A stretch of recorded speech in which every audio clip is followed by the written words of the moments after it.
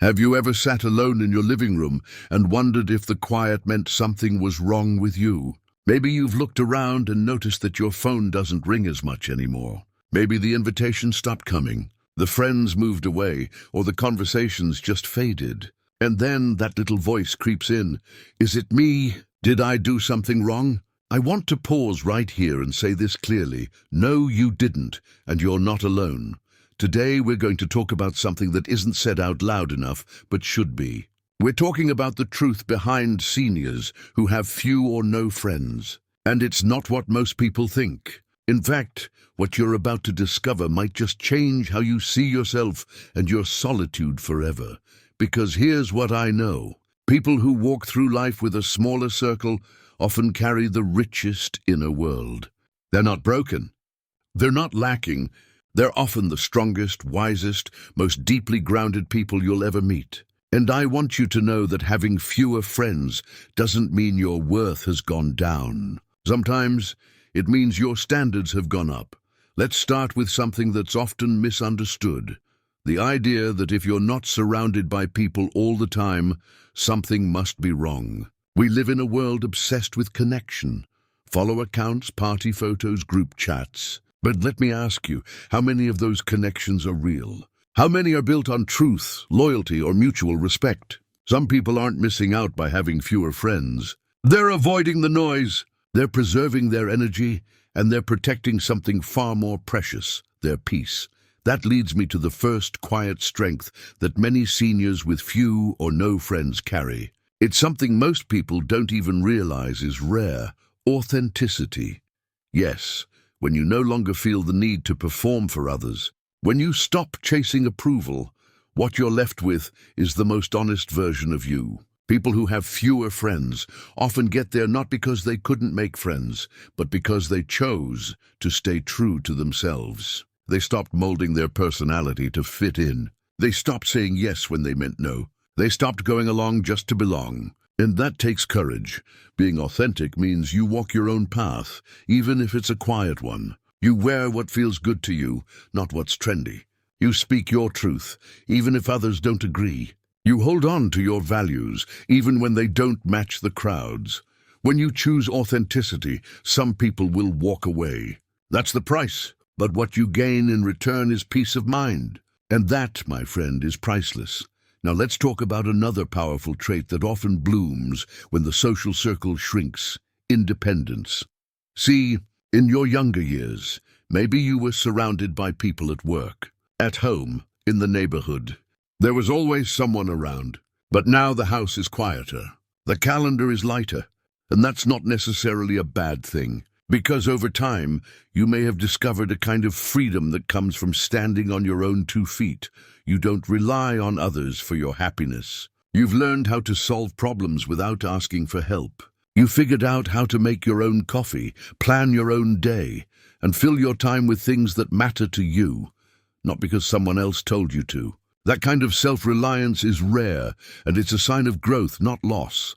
In a world where many people are terrified of being alone, your independence shines like a beacon. It says, I may be alone sometimes, but I am not lonely. I know who I am, and I know what brings me joy.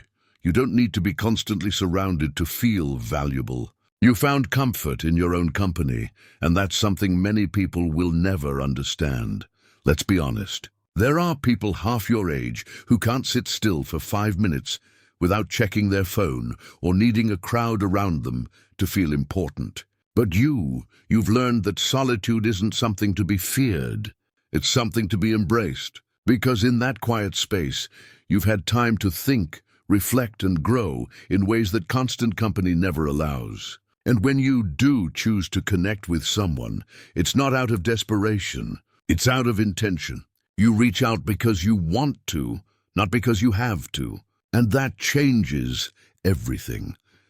Now here's something that's easy to overlook but incredibly powerful. People who don't have many friends often have very high standards when it comes to relationships. They're not rude.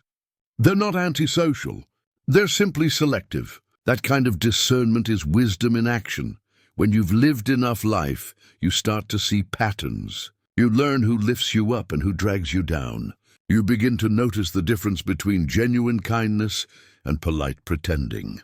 And once you've seen those things, you can't unsee them. So you stop accepting people who only come around when they need something. You let go of those who never listen, only talk. You quietly distance yourself from anyone who brings more stress than joy. And yes, that can leave your phone a little quieter. Your table might have fewer chairs pulled up to it. But the people who are left, they're the ones who matter. They're the ones who see you for who you are, not what you can offer them. Being selective isn't about shutting people out. It's about letting the right ones in. Think of it like tending a garden. You don't fill it with weeds just so it looks full. You plant with care, you prune, you protect. And what grows there is something beautiful, something worth keeping. You've earned the right to choose quality over quantity in your relationships. You've walked through enough heartache, enough disappointment, enough lessons to know what love and respect really look like. So now, instead of chasing connection for the sake of connection, you wait for the real thing. You invest in it slowly and you protect it fiercely. That kind of wisdom doesn't come easily. It's built over time through experience, and often through solitude. And here's something I want you to take with you as we keep talking. If you recognize yourself in what I've said so far, you're not broken. You're not invisible. You are strong. You are wise. You are full of quiet power. You've made peace with yourself in a way that few ever do. And that, my friend, makes you extraordinary. There's something deeply calming about growing older and no longer needing the noise of the world to feel alive. The parties, the crowds, the endless phone calls, they may have once felt like signs of a full life. But now you know better. A full life isn't measured by how many people are around you, but by how much meaning you find in your own heart. One of the most overlooked but powerful traits that emerges in seniors who have few or no friends is introspection. It's that ability to look inward, to truly sit with your own thoughts, and to get to know yourself on a deep, honest level. You see, when you're constantly surrounded by others, it's easy to get swept up in the outside world. You're listening to what everyone else is doing, thinking, wanting. And over time, your own inner voice gets quieter. But when you spend more time alone, something beautiful happens. That voice comes back, and it speaks clearly. You begin to understand your patterns. You recognize what gives you peace, what triggers your anxiety, what brings you joy, and what weighs you down. You're able to sit in the quiet and hear the truth about what matters most to you, not what the world says should matter. This kind of inner work isn't loud. It doesn't show up on social media. It won't win you applause at dinner parties. But it's the foundation of a grounded, peaceful, emotionally intelligent life. And it's a gift. Because with introspection comes clarity. You know what you want out of the years ahead. You're not chasing someone else's version of happiness. You've started defining your own. While others scramble to fill every hour of their day with noise and activity, you've learned the beauty of a slow morning, a quiet afternoon, a walk where you hear the birds, not a podcast, a journal where you write for no one but yourself. You've probably realized that the most important conversations don't happen between two people. They happen between you and yourself. That's where real growth begins. That's where healing happens. That's where wisdom lives. And let me tell you something, not everyone can go there. It takes courage to look inside. It takes strength to face your past without running from it. It takes self-respect to say, this is who I am, and this is what I need moving forward.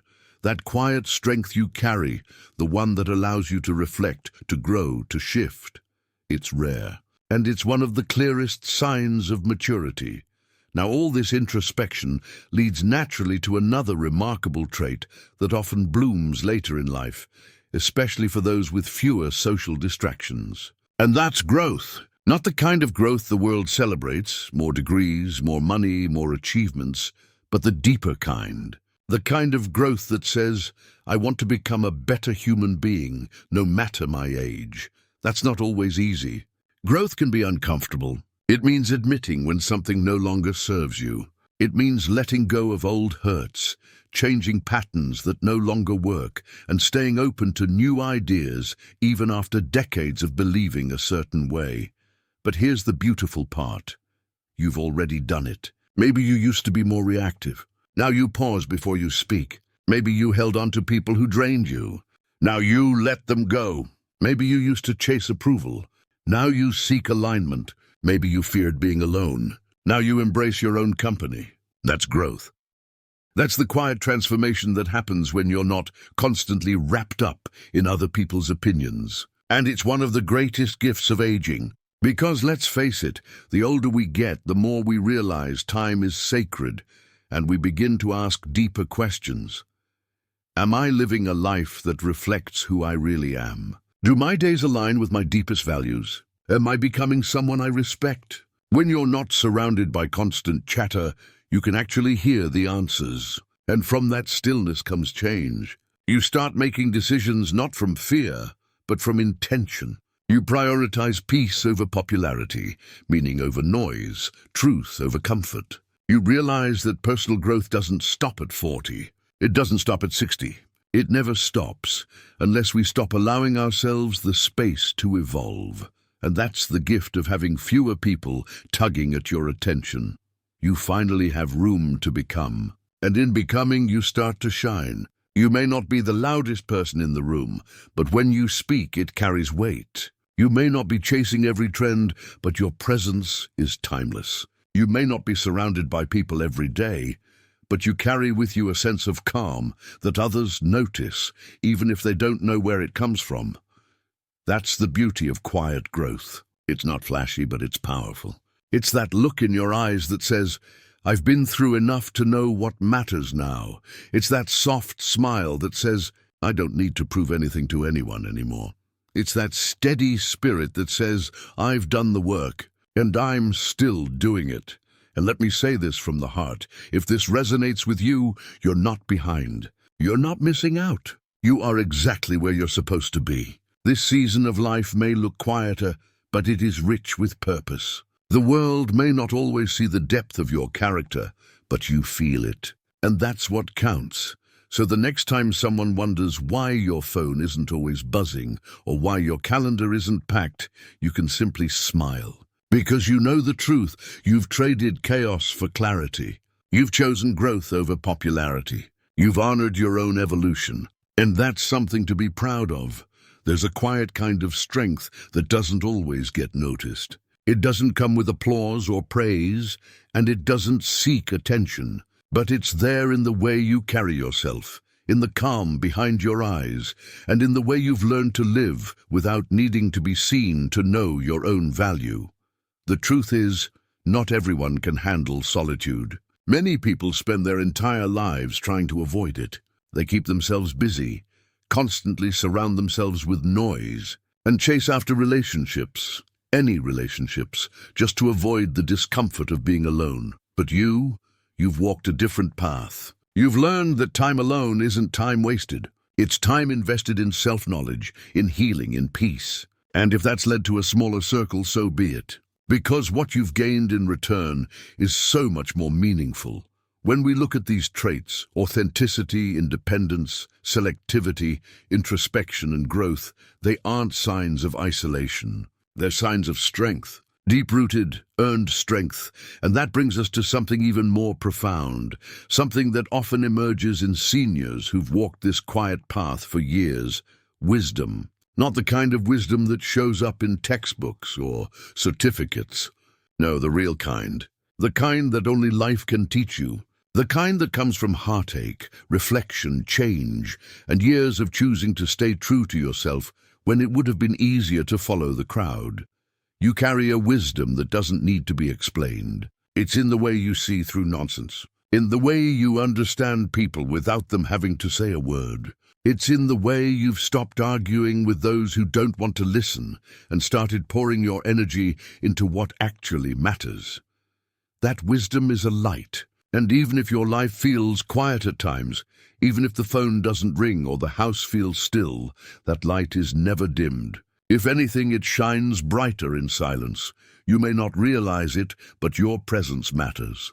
The way you carry yourself teaches others without saying a word. Younger people may not always say it, but they see your steadiness. They feel your calm. They admire the way you don't chase approval, but live with intention. And here's something you may need to hear today. Just because your social life looks different now doesn't mean your life has lost value.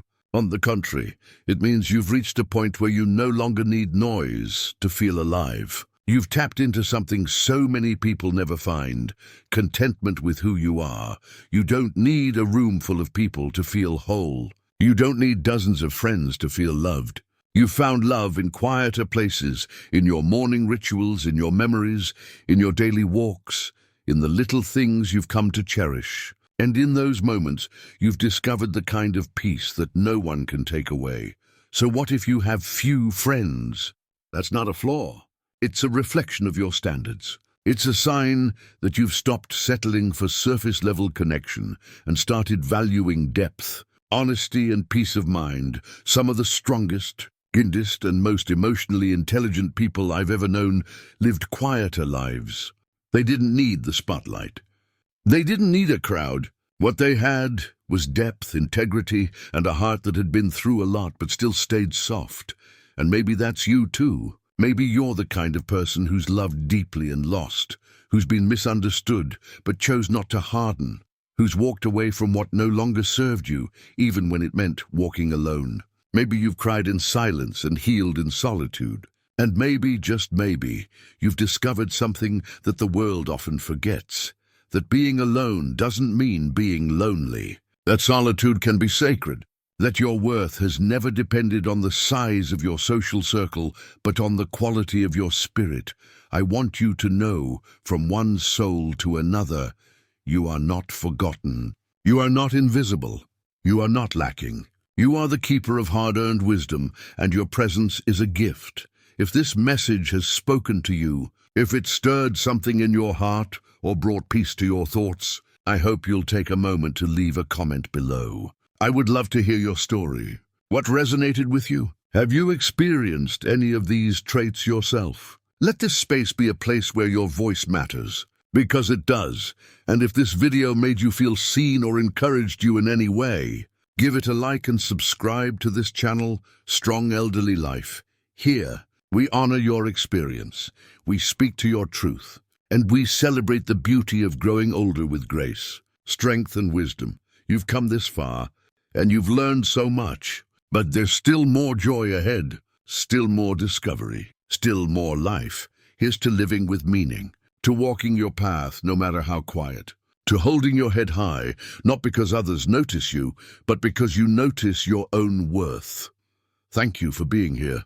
Thank you for being you. And remember, there's nothing wrong with having few friends. Sometimes that's exactly how we grow into the person we were always meant to become. See you in the next video, my friend. Until then, take good care of yourself.